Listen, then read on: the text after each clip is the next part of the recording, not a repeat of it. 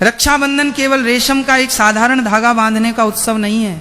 ये तो बहन की निश्चल भावना, भाई के प्रति निस्वार्थ प्रेम और भगवान के अभय वरदान का साक्षात प्रतीक है।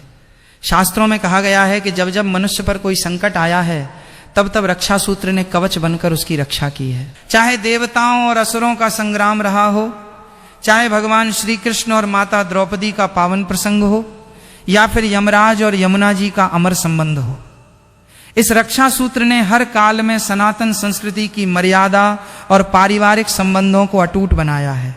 साल 2026 का रक्षाबंधन अत्यंत विशेष है, क्योंकि इस बार तिथियों की गणना भद्रा का साया, चंद्र ग्रहण का योग और राहु काल का समय, इन सब को लेकर भक्तों के मन में तरह तरह के संशय और शंकाएं व्याप्त हैं। कोई कह रहा है कि ग्रहण के कारण सूतक लगेगा, तो कोई भद्रा के भय से व्याकुल है। प्यारे भक्तों, आज के इस विस्तृत विशेष सत्र में हम आपके मन के हर भ्रम को शास्त्रों, पंचांग और पौराणिक कथाओं के अकाट्य प्रमाणों के साथ दूर करेंगे। इसलिए इस पावन चर्चा को शांत मन से पूरे भाव के साथ सुनिए और अपने जीवन को धर्म और विवेक के प्रकाश से भर लीजिए। वर्ष 2026 में रक्षाबंधन की सही तारीख और उदया तिथि का शास्त्र सम्मत विचार। भक्तों, सबसे पहला प्रश्न जो हर सनातनी के घर में उठ रहा है वो ये है कि साल 2026 में रक्षाबंधन आखिर किस दिन मनाया जाए, 27 अगस्त को या 28 अगस्त को? शास्त्रों का अकाट्य नियम है, हव्य कव्यादि कृत्येषु सा तिथिर्योदयम गता, अर्थात सनातन धर्म में वही तिथि सर्वमान्य और शुभ मानी जाती है जो सूर्योदय के समय विद्यमान होती है, जिसे हम उदया तिथि कहते हैं। आइए अब पंचांग की गणना को विस्तार से समझते हैं। सावन पूर्णिमा तिथि का प्रारंभ 27 अगस्त 2026 की प्रातःकाल 9-8 बजे से होगा। सावन पूर्णिमा तिथि की समाप्ति 28 अगस्त 2026 की प्रातःकाल 9:48 बजे पर होगी। अब ध्यान देने योग्य बात यह है कि 27 अगस्त को सूर्योदय के समय चतुर्दशी तिथि रहेगी और प्रातः 9-8 बजे पूर्णिमा लगेगी। इसके तुरंत बाद ही पूरे दिन और रात के बड़े हिस्से तक भद्रा का भयानक साया रहेगा। शास्त्रों के अनुसार भद्रा में रक्षाबंधन मनाना पूरी तरह से वर्जित है। दूसरी ओर 28 अगस्त 2026 शुक्रवार को सूर्योदय पूर्णिमा तिथि में ही होगा। यद्यपि पूर्णिमा तिथि प्रातः 9:48 बजे तक ही है, परंतु उदया तिथि की शास्त्र सम्मत मान्यता के कारण पूरा दिन रक्षाबंधन का पर्व मनाने के लिए अत्यंत पवित्र और शास्त्रानुकूल रहेगा।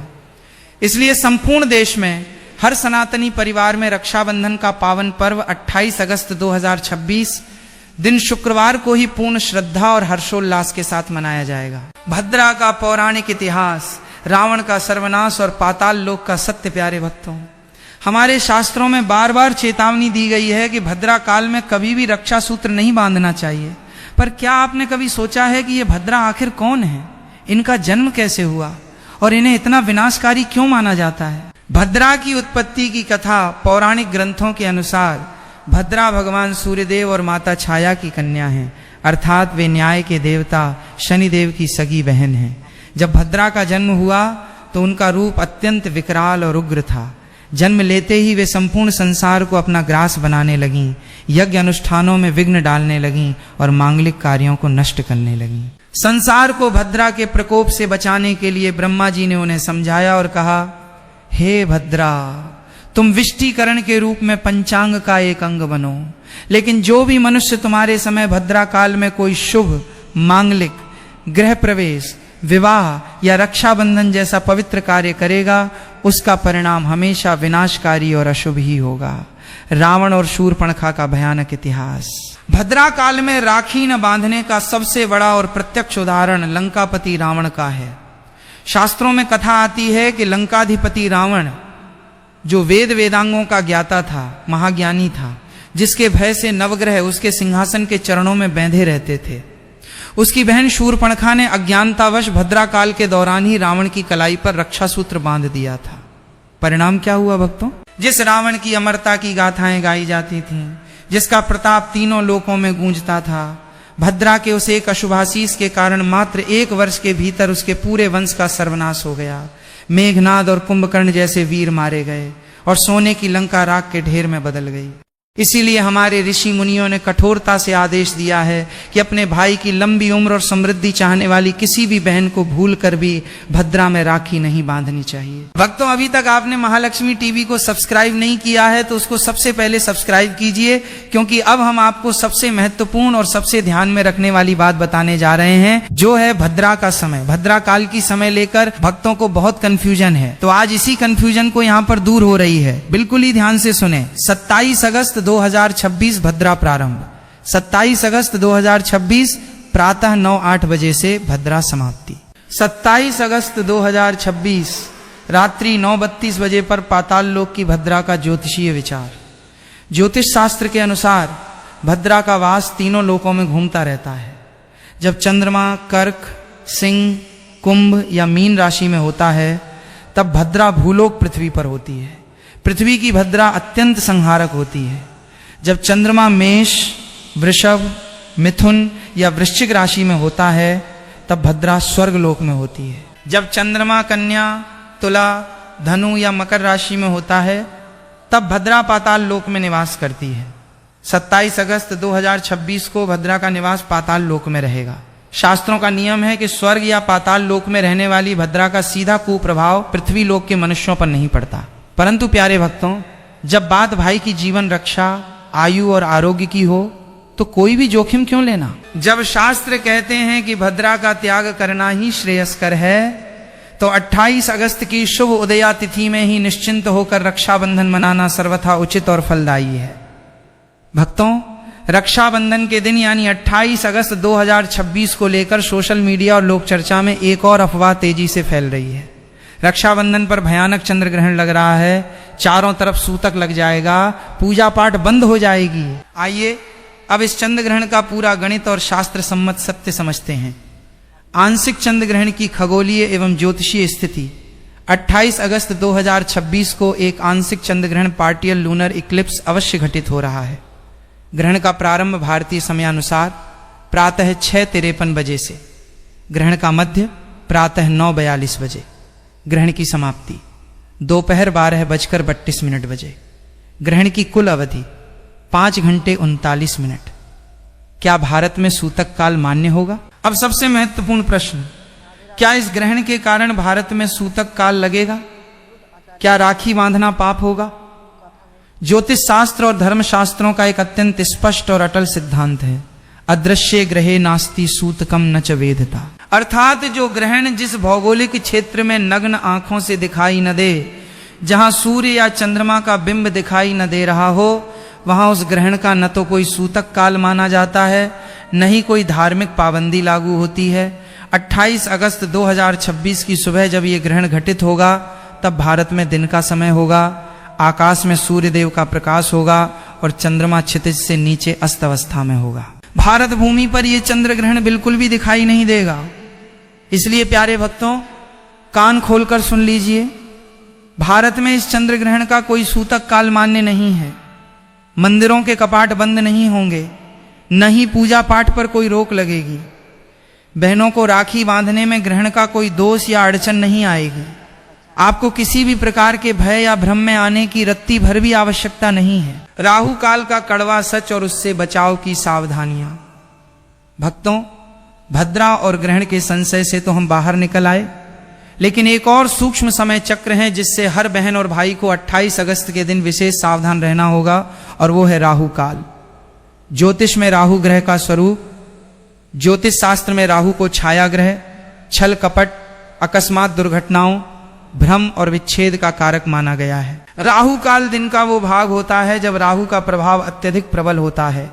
इस समय में किए गए शुभ कार्य फलित होने के बजाय विपरीत परिणाम देने लगते हैं। राहु काल में राखी बांधने के गंभीर दुष्परिणाम। यदि कोई बहन अनजाने में राहु काल के अशुभ समय में अपने भाई की कलाई पर रक्षा सूत्र बांध देती है तो उसके क्या क्या दुष्परिणाम हो सकते हैं, उन्हें ध्यान से समझें। अचानक दुर्घटनाएं। राहु काल में बांधी गई राखी भाई के जीवन में अप्रत्याशित वाहन दुर्घटनाएं या शारीरिक चोट का कारण बन सकती है। असाध्य बीमारियां, भाई के स्वास्थ्य में गिरावट आ सकती है और ऐसी बीमारियां घेर सकती हैं जिनका निदान डॉक्टरों को आसानी से नहीं मिलता। व्यापार व धन हानि, चलता हुआ कारोबार ठप हो सकता है। व्यक्ति ऋण कर्ज के बोझ तले दब सकता है और आर्थिक तंगी घेर सकती है। संबंधों में कड़वाहट। जिस पवित्र रिश्ते को मजबूत करने के लिए राखी बांधी गई थी, उसी रिश्ते में राहु भ्रम और अहंकार का ऐसा बीज बो देता है कि भाई बहन के बीच अकारण ही मतभेद और दूरी पैदा हो जाती है। 28 अगस्त 2026 को राहु काल का सही समय। शुक्रवार के दिन राहु काल का समय प्रातः काल के उत्तरार्ध एवं दोपहर के पूर्वाह्न में पड़ता है। राहु काल प्रारंभ 28 अगस्त 2026 प्रातः 10:45 बजे। राहु काल समाप्ति 28 अगस्त 2026 दोपहर 12:20 बजे।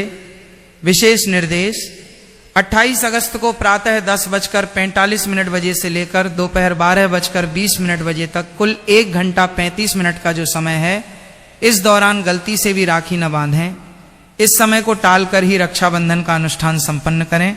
अध्याय 6 रक्षाबंधन 2026 का सर्वश्रेष्ठ महाशुभ मुहूर्त। अब भक्तों के मन में सहज प्रश्न उठेगा कि महाराज जी, फिर हम किस समय अपने भाई को राखी बांधें ताकि भाई की आयु भी बढ़े, धन धान्य भी आए और सब मंगल ही मंगल हो।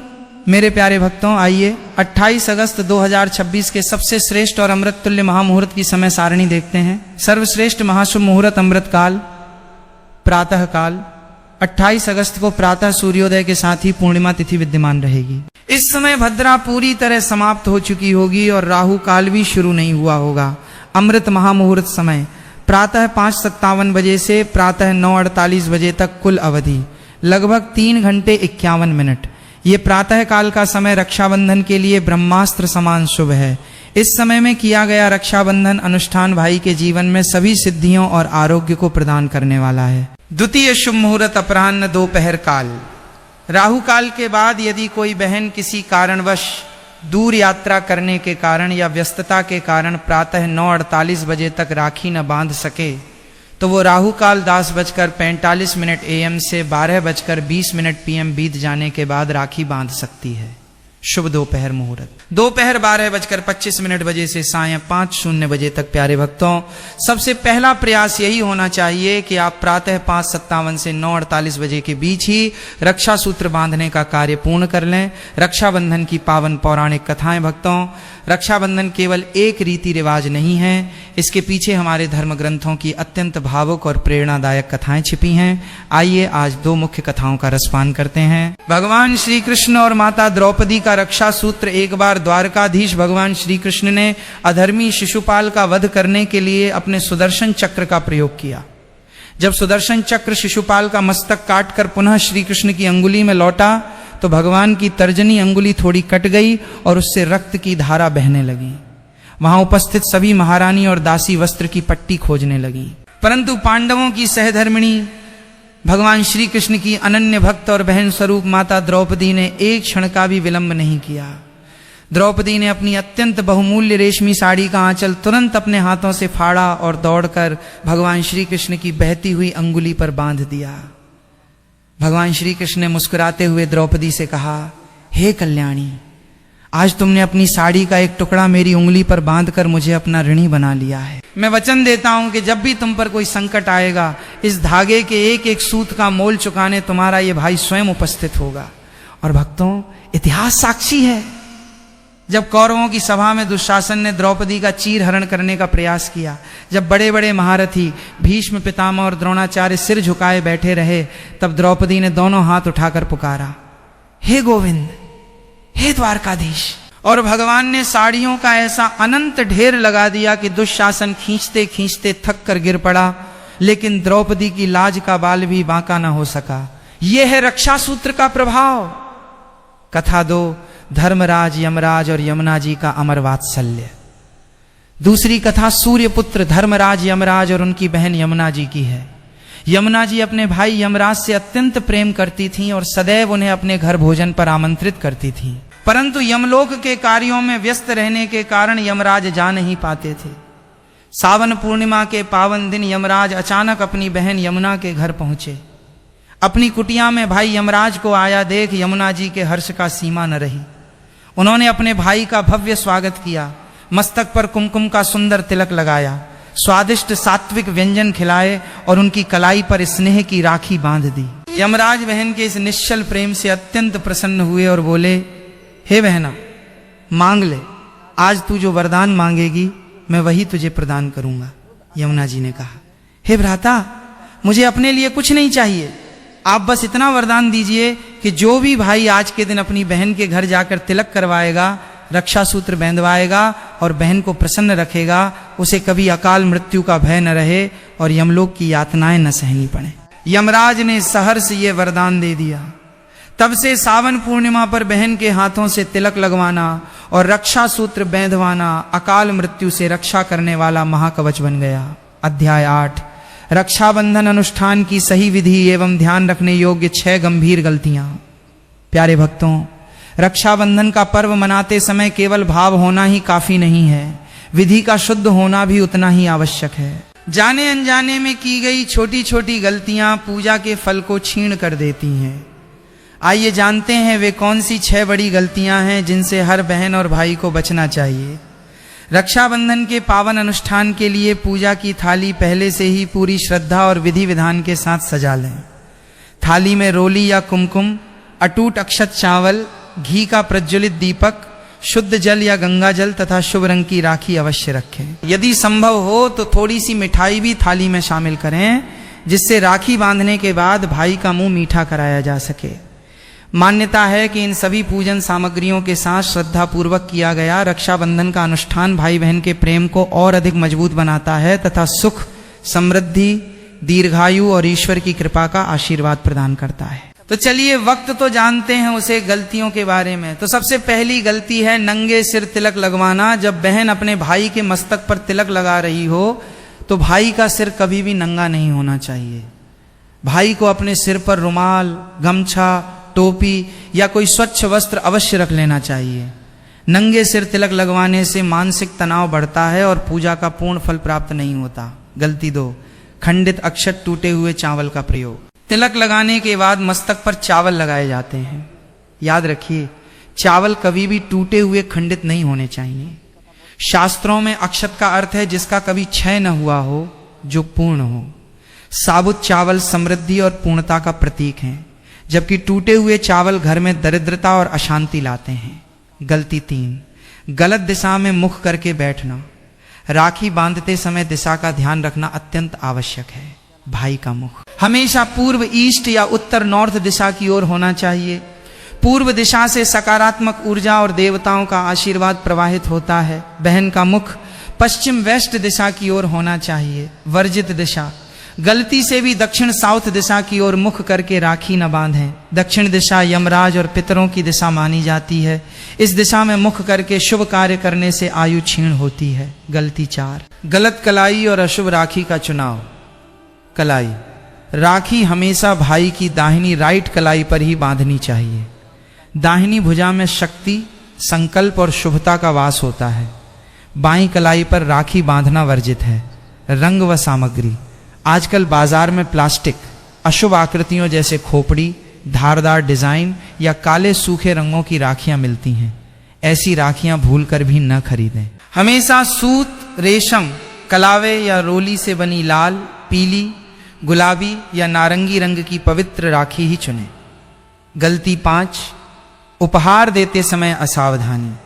राखी बांधवाने के बाद भाई अपनी सामर्थ्य अनुसार बहन को उपहार देते हैं, परंतु उपहार चुनते समय शास्त्रों के इन नियमों का ध्यान रखें। क्या न दें? धारदार वस्तुएं, कैंची, चाकू, जूते, चप्पल, रूमाल या काले सफेद रंग के वस्त्र उपहार में न दें। इससे रिश्तों में कड़वाहट आती है। क्या दें? सुंदर वस्त्र लाल, पीले, हरे रंग के, सोने चांदी के आभूषण, पठन पाठन की सामग्री या सामर्थ्य अनुसार दक्षिणा धन भेंट करें।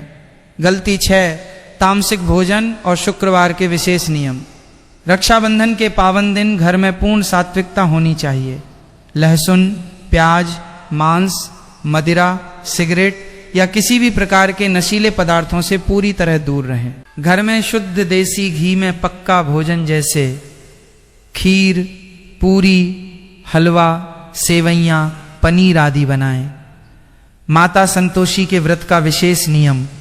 चूंकि 28 अगस्त 2026 को शुक्रवार का दिन है, जो बहनें या माताएं शुक्रवार के दिन माता संतोषी का व्रत रखती हैं, वे इस बात का विशेष ध्यान रखें कि भोजन या पूजा में किसी भी खट्टी चीज, इमली, नींबू, अमचूर, दही, खट्टा आम का प्रयोग न करें और न ही उसका सेवन करें। शुक्रवार को खट्टा खाने से माता संतोषी रुष्ट हो जाती हैं।